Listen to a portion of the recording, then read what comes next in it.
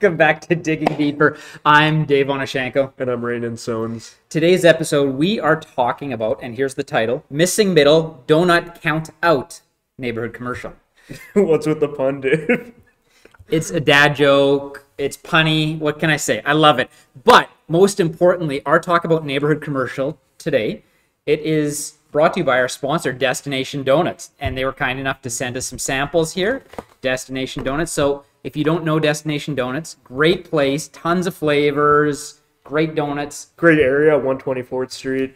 Neighborhood commercial that we're going to be talking about. So it was started in 2017 by Arlen and his daughter Jill. Arlen's a Red Seal baker. They have a bunch of fantastic things. So they invite you to come on down, check out all of their unique creations, and to immerse yourself in their with morsels of magic in every bite. And I think the best thing that you can do to understand how good this is you need to check them out. Follow them on Instagram, see when they have new stuff coming out, new creations. They do this really cool one that's got like chips on it, so you get the sweet and salty. Like we've had it in the office sometimes. Yeah. But all these delicious ones, I mean, we shared these around in our office here and with Belgravia and Hyphen, who we're sharing our temporary workspace with, and everyone appreciates it. So thank you, Destination Donuts, for these donuts. And to our listeners, make sure you check them out. Yeah. So what are we talking about today, Ranon? So our title was Doughnut Count Out Neighborhood Commercial and Missing Middle and these types of things. So typically when we're talking about the missing middle, we're talking about sort of medium density residential. Sure. And that type of thing in mature neighborhoods, not just single family homes. But what role does neighborhood commercial play in all of this? 100%. And when we're talking about revitalizing neighborhoods, seeing new life in the core of cities and first-ring suburbs, and I want to even say in new suburbs too. Sure. Neighborhood commercial, it plays a lot of key roles. And I want to get into that a bit. So tell me, I want to tell our viewers this. You have a bit of history here. Yeah, no, I do. I mean, this is near and dear to me because I did my master's kind of focused on the topic of the challenges to actually seeing some of the revitalization of these neighborhood commercial areas in Edmonton. And so, something I'm very passionate about and could talk about for hours if we had it, but we don't. But regardless, no, let's start with just the concept of a city as a whole, right? Like, cities have never just been housing, right? Yeah. Cities have always had kind of the agglomeration of different uses and the ability to cater to different needs and goods and services and everything else. Of course. And they started as collections of sectors of trade and all that, and that's what they focused on. But what we've obviously seen, and to the planners who are watching this or people who are interested in city building, over the past 70, 80 years, it's been this isolation of uses, right? Separation of uses, and you have to take cars to get everywhere. But in a city like Edmonton, you see the remnants of a certain type of planning wherein, yes, you've got kind of the separation of uses, but at the same time, you've got these little pockets in a lot of these older, original sort of streetcar suburbs and next ring beyond that as well. And some that have seen investment and others not, and we're seeing this fresh push with interest for reinvestment in some of these. This is a little segue, but one of the first things that got me interested in planning was a book I picked up by a professor, and he was a sociologist named Ray Oldenburg, University of Florida, Pensacola. He actually just passed away in November. I just found that out. Yeah, so sorry to hear that. But he coined the term the third place. Yeah. And for those who don't know, third place is, first would be home, second is work, and third is that community place where you go to experience community. It is your local library, it's the coffee shop, it's the pub. It is where people gather, spend time together. Yeah. Sometimes it's the park. It could be anything. And community commercial plays an integral role in that, especially these smaller scale ones in the heart of communities. No, and on top of that, it's talking about, again, densification in our cities and reinvestment, trying to bring, frankly, just more people back in. Yeah. There's also things that people need to make that feel attractive to them. Yes. And what are some of those things? Well, oftentimes it is local business. It's things to do and see that are outside of your home. When I grew up, and I may have told this story already on here, I can't remember, but when I grew up in the suburbs in Twin Brooks in South Edmonton, Yeah. and we're talking, edge of the city, like deer and coyotes coming in and fields and all that, right? And then as it grew, when after like 4 or 5 years, when they finally put in a gas station that was like 1.2 kilometers away from the house, that was the closest place that I could, as a kid or a young teen, go to even just buy a chocolate bar. Right. And there's that desire for that. And, the term often uses, the local coffee shop is a great one, right? Yep. I see that in my new neighborhood too. Totally. Where it's just that it's become that hub and that heart where people want to gather. And the fact that you can go on a walk for a couple blocks, go somewhere, have a place to spend some money, and you're buying your, bread for the week, or you're grabbing a pint or whatever it is. I know there's a tremendous amount of value, and it's not always, captured in the kind of the economic discussions that we have when it comes to development. But if we're talking about building cities, what about the character of those neighborhoods? How do you kind of turn from just utility to, the feeling that you have when you're in a local neighborhood with a cool cafe, or maybe it's just there's some other businesses or things like that. It may not just be a cafe or a restaurant or a pub or food service or something like that. It might be something that serves your basic needs, a small grocer, or, And we've seen there's good even suburban examples where this has been done well recently. So Sure. Terwillegar Town, was a new urbanism concept 20 some years ago when it first started. And it was built on that new urbanism design of, whatever. But at the heart of it, there's a little commercial strip. Totally. And you've got your Remedy Cafe there, that if you ever go there on an evening or something, all the kids are there doing their homework, grabbing coffee with friends and whatnot. And so there's this little hub of commercial activity right in the middle of the suburb, and it can be designed accordingly. It doesn't have to just exist in, old streetcar suburbs and old neighborhoods, things like that. It can be integrated well. There can be tenants, who are, well known and operate in areas that are interested in doing that. Of course. And so there's ways to make that work. Yeah, and I think that, this conversation has been kind of bubbling under to some degree about the general sort of urban interest in these types of things. But I would say, like, for a long period of time, these are actually probably things we didn't support very well.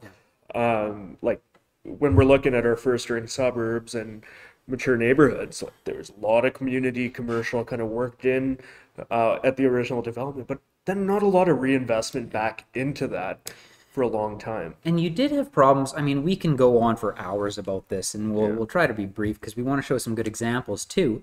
But where you had, say, like a grocer anchored strip. Sure. Otwell would be a great neighborhood to bring this up, right? Or there's Petrolia or whatever. And IGA, Safeway was in there originally with their, sloping roof. Yeah. Safeway leaves for whatever the closest shopping mall is, and they put their new thing in, in the 70s or 80s. And they, make a food desert by putting a restrictive covenant. No other grocer can go in there, whatever else. Yeah. But it just kind of sterilizes it. And you saw some of these businesses flock to the larger shopping conglomerate area. And it there's so much history to it, and again, we could go on for hours about it, but we saw kind of the conglomeration of our smaller shopping malls, and then our bigger shopping malls, and our large strip malls, and everything else that have really just been a challenge to the viability of a lot of these places. But that being said, as you reinvest in the redevelopment of these communities, bring more people into these communities again, maybe there's this opportunity here to really create a little bit more vibrancy. Yeah, and I think one thing that I've noticed too, and so, we're in this temporary space with Belgian. Belgian's a great example of a local builder who's taken a bunch of these community spaces. Yeah. But they've also provided a lot of physical places in the middle of communities, physical commercial retail units for local businesses, right? And so that there's an economic benefit of people who want to do things a little different. Yeah. And they want to be, an integral component of that neighborhood. Sure. And they become that hub, whether it be an ice cream place or a coffee place or a restaurant, group or whatever it is. Yeah. And so this isn't just an urbanism thing. No, I think there's an economic benefit, a small business component. I mean, when we talk about like kind of local economic advantages too, like recirculation of that dollar back into your local economy, right? Yeah. Well, and it goes that much further, right? Yeah. Yeah. Yeah. So, yeah, to the local business owner. That's great. So, you know what? We can talk about this forever. We want to respect everyone's time who chooses to watch Digging Deeper. But we want to share some examples because we have some favorites here of some smaller scale and local commercial. Totally. And so what are we going to start with here? So here's one that I really like. This is a small scale. This is in the heart of Belgravia, so just west of the McKernan-Belgravia LRT station, just south of the university. And this was an old little commercial strip, and you've got two uses. Three actually. You've got Belgravia Hub, this little great kind of restaurant and little wine bar area thing happening, and then you've got Mood Cafe, and then you've got some apartments above. And this has been a number of things over the years, from bookstores to everything else. But these are kind of two more recent businesses. And the thing that I like about it, when we were moving between houses recently, we were renting a place here while our place was getting renoed, and both of these places were true community hubs and magnets. So how does that operate in the community? Like what is more local about it? What is the advantage? Yeah, so you would have your individuals, who'd be there picking up their morning coffee on their drive to work or something, right? Or, maybe the retiree or the stay-at-home mom or whoever else shows up there and meets their friend a little later on at the coffee shop. There's the business luncheons, there's the meeting of friends, there's the dinners later on, and it becomes that gathering place that is integral into, the touch point in the community. Hey, let's get together with our friends that live over there. Let's do it here. Yeah. So what do you feel the relationship is, and we could talk about this for a while too, but with sort of walkability, sustainable urbanism, and those types of things? Absolutely. Yeah. Well, so sure, you don't have to jump in a car and go drive 20 minutes to go find something in a place that has no character or soul. Two, it's something that I think it connects with people because it's theirs. They identify with it in their neighborhood. This is a little bit of, this is our local restaurant, right? Totally. And, we talked about that economic benefit and everything else. But when you can have that thing, I think it's almost a symbiotic relationship where you're supporting it and they're providing a service to the community that makes people feel grounded or want to be part of that. We used to live right by 124th. Great commercial strip, right? And there's local businesses all along there. And we'd have friends who would come and visit from the suburbs, and we'd walk to the market and go get coffee and stuff. And they talked about how much they loved that feeling of being able to do that. Sure. And we felt connection to a bunch of these businesses just by our proximity to them alone. Yeah, and I think there's just, it speaks to kind of a strength of community that is built, and kind of a resiliency, because it offers that opportunity for people to connect with neighbors that you might not otherwise connect with, feel a little bit of, this is ours, like you said. Like 100%. Yeah, it's very cool. I want to show you another one here. Yeah. So this is on 88th Avenue and just west of 109th, so just kind of east of the university area. This is a great little strip, and this thing has a whole history to where it was saved and the community fought for it because there was desire for it to be torn down, and a great spot for apartments overlooking the high level and river valley and everything else. And the thing that I like about this is, one, you have patios that are south facing, so you get that nice sun's protected. And so and two, you've got these bike lanes going in front of it. It's right off the bike lane for the high level. Brand new, beautiful streetscaping job by the city of Edmonton, actually. Yeah. Well done. Yeah. You've got Red Bike, a bike store. Speaking of bikes. Yeah. You have the high level diner. You have Eleanor and Laurent, a new kind of bakery, and then they have what is their rooftop restaurant called? Petit Isa. Yeah.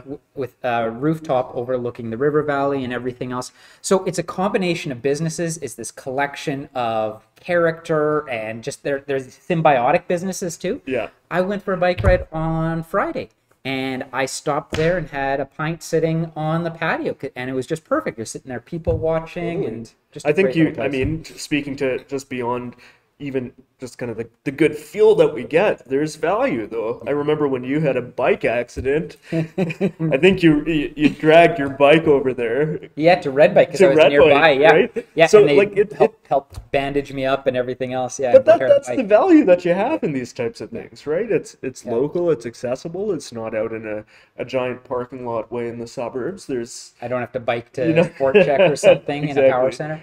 Yeah. Absolutely. Yeah. Yeah, and no, it's great, and yeah, there's plenty of examples. Why don't you share some of your favorite? So I wanted to talk a little bit about Umphreville Block. So some of you may be familiar with this one down in Riverdale, and I think it probably finished, what, 4 or 5 years ago Yep. at this point in Yep. time. And there's Dogpatch, bread and butter, a little bakery with just awesome loaves of bread and everything else in there. And Yeah, that's great. I think there's some offices up top and everything. And Yeah. it's not quite an extension of it, but it's really added in Riverdale to the other little hub that they have there, which centered around Little Brick, which again many people will be familiar with.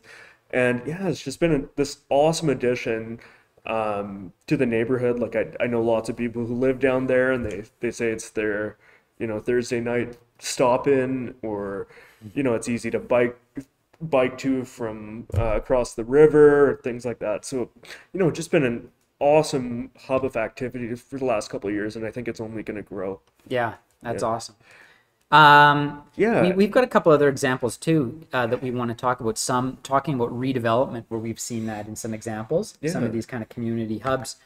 We wanted to talk about some that also there's really potential for, I think, right? Sure. And again, like there's the bones of these types of commercial areas, but maybe not a lot of reinvestment in some of them. So one of them is the Glenora Corner Store, which I know this is a very well-known corner store right along 142nd Street, just west of downtown.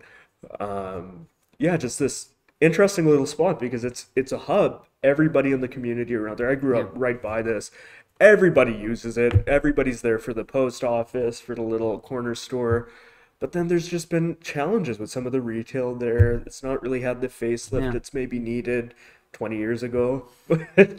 Yeah, but a very cool site nonetheless, right? It's situated kind of sort of at the corner of three neighborhoods, I would say. And Absolutely. Yeah. And this came up even last year. We were talking with Peter West of Coffee Bureau here, and he identified this. He's like, this is a great place, begging for reinvestment. So I like it. I think that's a great candidate. Let's show some examples here of some where we have seen transformation. We can show some before and after. So I love the Ritchie Market in the heart of Ritchie. Yep.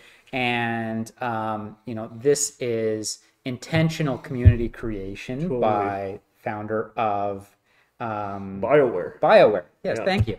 Yeah. And so creation a spot for his brewery and reinvestment in some of the commercial strip there. But And I mean, let's talk about like what was there before, right? You've got this commercial strip on one side of the road, and you've got this old gas station on the other side of the road, and just a challenged neighborhood, and one that had just not seen any redevelopment, anything, right? Just challenges all over the place. And this Ritchie Market project, which you can see on the right of the screen there, has just breathed new life into the community. Oh, 100%. You've got your Acme Bakery, you've got Transcend Roasting Coffee, you have, what is the name of the restaurant? Biera. Yeah, fantastic food, along with the brewery there as well, and Kind Ice Cream across the street. And so it's, absolutely. And there was a very cool collaboration that happened. Like I know the owner of this was able to sort of work alongside the city as they supported the revitalization of the strip across the street as well. And so what you've seen is both sides of the street have, very well functioning, operating commercial that interestingly, like it's become more than just neighborhood commercial. Like it's actually a destination at this point, I would say. And, 100%. Yeah. We want to bring up one more here that we saw on our IDEA tour. So Infill Development Edmonton Association, and this is in the Calder neighborhood, north of the Yellowhead, east of 127th. Yep. And this is a great little place. This is Boxcar coffee in the bottom of this. Yeah. And I don't even know if they've formally opened they've yet. had their soft opening or Did they? something, but Yeah. what a cool little space with some micro apartments above and all around. Yeah, and just like this awesome little hub where unfortunately I don't think we got a picture of the inside of the space, but it's this tiny little cafe, but Great patio on the great side patio of it. and just beautifully done in a way that you just know people from that neighborhood are going to be coming out in droves and just supporting this place and finding kind of a new life in their community up there. Yeah. Yeah. Well, that's great. Are there any others, or I think maybe we're gonna wrap it there. Yeah, I mean, we could probably share a couple others Do you too. have some others? I apologize. Yeah. We did, yeah. Oh, here we So go. we wanted to talk about some of the others that may, could potentially be an opportunity for some revitalization. Absolutely. What a great pick. Yeah. This is right along the new LRT line. Yeah. Soon to be open, hopefully, LRT line, the Yeah. Valley line in Strathern. And a mix of uses. You got your food mart, you got some apartments above, a medical clinic. Totally.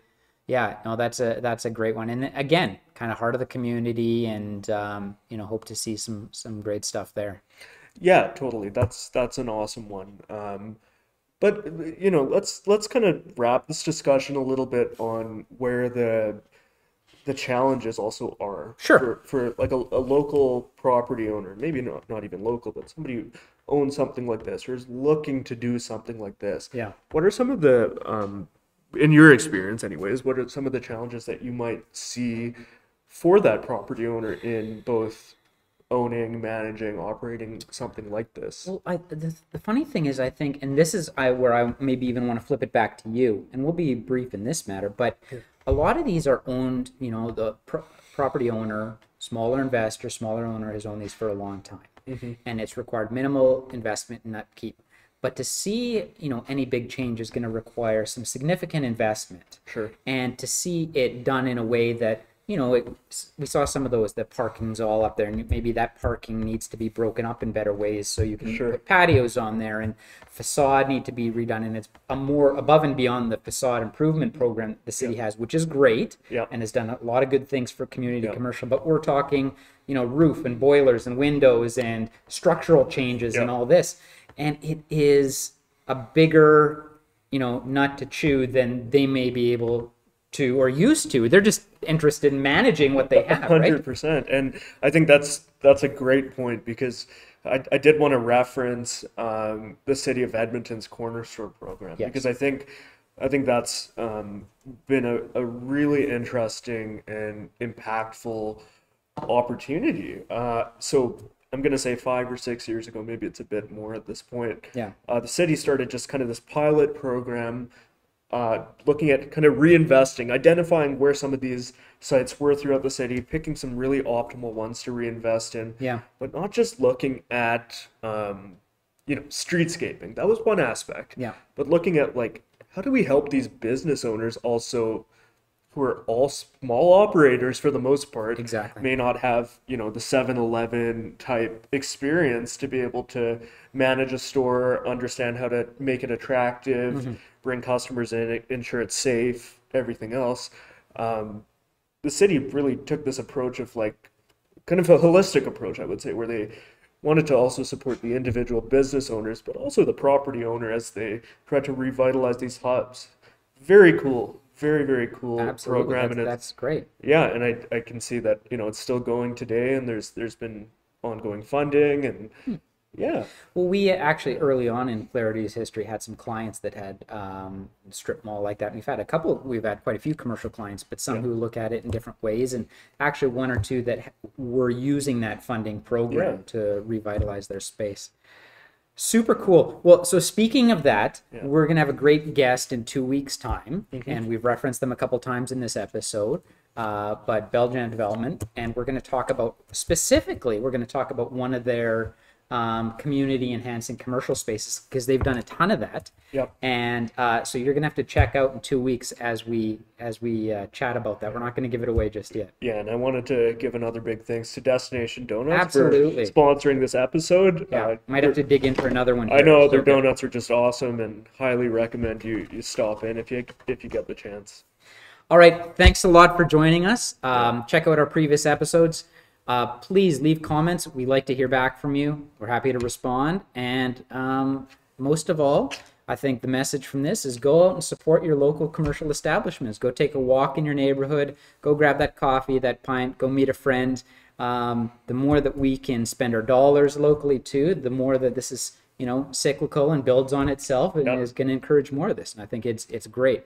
Awesome. Thanks, everyone. Yeah. Cheers. Bye.